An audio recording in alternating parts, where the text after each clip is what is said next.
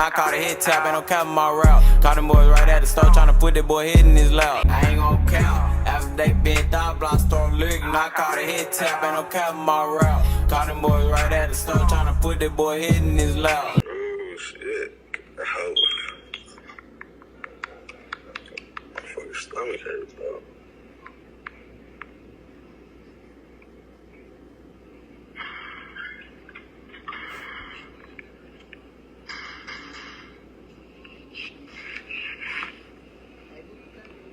Surveillance video obtained by WFAA showed the moment 6 people were shot in Pleasant Grove. The victims were standing outside of a store, one man even relaxing on the ground when bullets started flying. I was basically in my car ducking and dodging bullets. Dodging bullets because Susie Taylor just closed up her beauty salon when the shooting unfolded in front of her. It was somebody bleeding, crying for help, asking me to run him to the hospital. In the video, you can see the victims ages 17 to 55 running, some falling to the ground. It was scary. I was praying that she would make it out alive and that no one else was hit in the shopping strip. It's kids and women up here, and my biggest fear is like a woman or a child getting shot. I spoke to some business owners off camera who tell me they were terrified. They didn't open up shop today. Dallas police sources tell me in the last 5 years they've done several community events trying to get everyone together to help solve crime, but they tell us they can't fight this crime alone. While the victims recover, Susie is hoping someone will come forward with any tips. And we can't do nothing but keep praying and keep trying and keep fighting. In Dallas, I'm Malini Basu.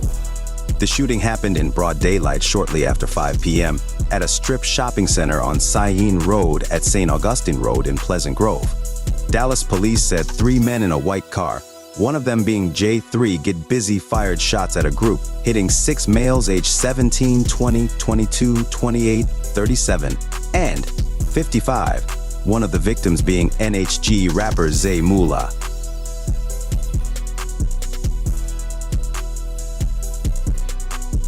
Bro, drop this man, say fuck it, he ready to crash. Real business, get that on they ass. Put him in a pot. This nigga heard he rock, but Mika enough for a bot. Brother J hit on my phone like we got the low on fats, I'm ready to creep. GBG, yeah, we be that get back gang left a bitch right up in the east. Brother J hit on my phone like we got the low on fats, I'm ready to creep. GBG, yeah, we be that get back gang left a bitch right up in the east. On April 14, 2020, 15-year-old Ariel Charles was found with gunshot wounds in the 2300 block of Driftwood Drive. She was taken to a local hospital, where she was later pronounced dead. Shortly after the shooting, Mesquite police would charge J3GetBusy alongside 2 other teenage boys.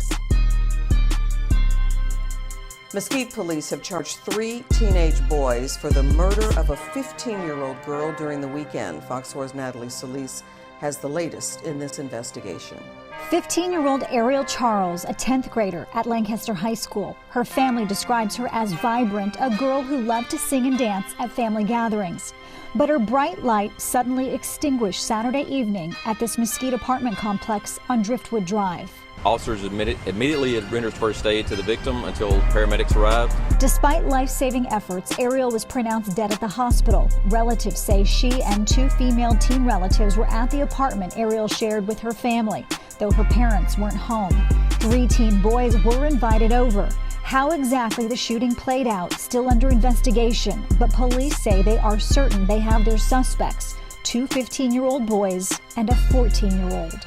I can't get into the circumstances of what occurred. What I can say is that the suspects were known to the victim.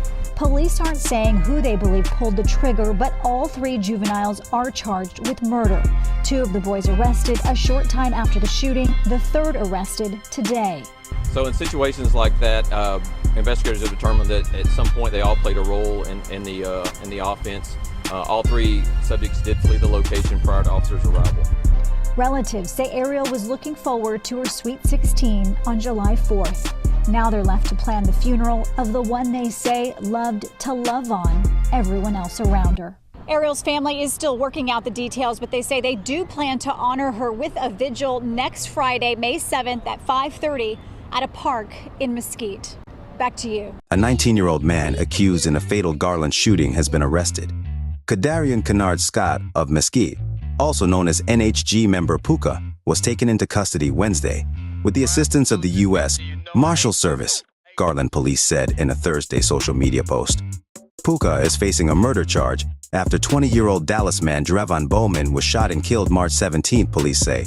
Officers responded about 2 a.m. to a home in the 4900 block of Captain's Place near Marina Drive near Interstate and found Bowman with at least one gunshot wound. Police previously said he was taken to a hospital where he died.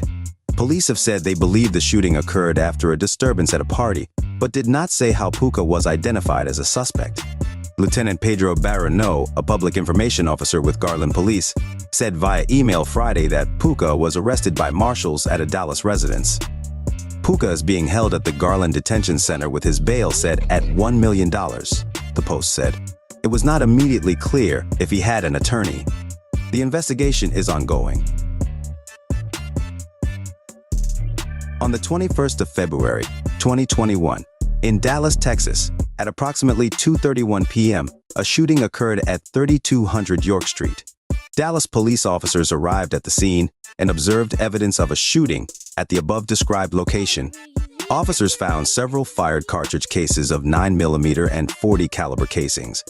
Also found was a tan 2009 Chevy Tahoe bearing Texas license plate BIG 1E195 with several bullet holes in the vehicle. The victim, Raymond Stevens, was on scene when officers arrived. Dallas Police Detective L. Limbaugh spoke to Stevens on scene.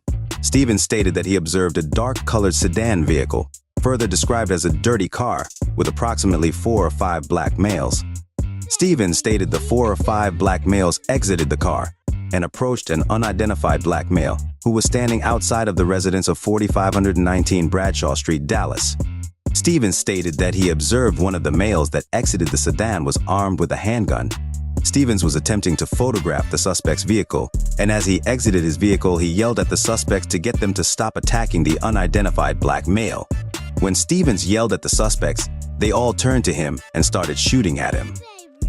Stevens, who is a licensed handgun carrier, retrieved his handgun from his holster and returned fire. Stevens believes he struck at least one suspect. Stevens was not able to give descriptions of the suspects other than teenage black males wearing dark clothing. Detective Limbaugh spoke to a juvenile female witness, who stated she was speaking with the unidentified black male, only known as Vaughn. She stated that she was outside talking to Vaughn when a black 4-door car, possibly a Toyota, pulled up to the residence of 4519 Bradshaw Street.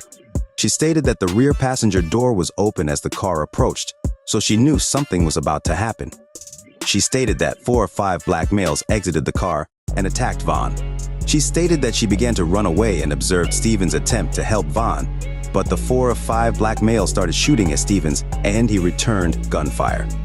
Dallas Police Detective L. Cooksey spoke to witness Robert Smith, who also observed and corroborated these events.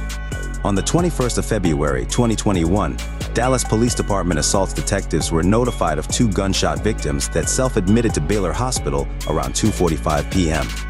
These individuals were later identified to be Terry Davis and Damondra Burrell, also known as NHG rapper Bangman. Davis had a single gunshot wound to the upper right back shoulder area. Bangman had a single gunshot wound to his left forearm. Dallas Police Detective M. Small spoke to Bangman at Baylor Hospital. Bangman stated he was walking back from Little World with his sister Demaria Campbell and another unknown female. They were walking back to Demaria's house, although Bangman did not know the address. Bangman stated he only heard gunshots and felt himself being shot, but did not see who did it. This story was different from the one he told Patrol that he was shot outside a Dollar General.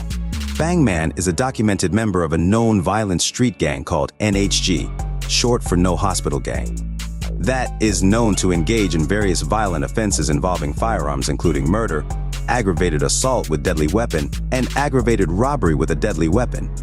Davis was released from treatment at Baylor Hospital and transported to Dallas Police Headquarters. At approximately 6:45 p.m., Dallas Police Detective C. Scudder read Davis his Miranda rights verbally. Davis voluntarily and knowingly waived his Miranda rights in writing and agreed to speak with Det. Scudder. Davis stated his cousin, moniker name Bang, identified as Burrell, was in a conflict with another individual that goes by the same moniker name Bang, first name Edward, last name unknown. Davis described the conflict as internet shit, ultimately getting into a shootout over the name Bang.